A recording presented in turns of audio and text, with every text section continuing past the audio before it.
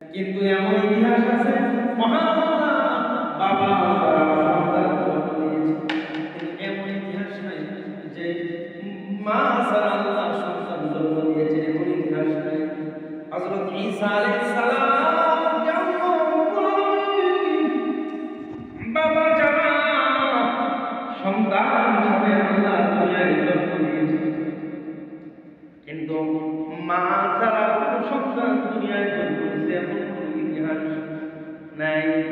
এজন্য মারা তোমাদের গর্ভ থেকেই জন্ম নিয়েছে, তোমাদের গর্ভ থেকেই হযরত আবু বকর জন্ম নিয়েছে।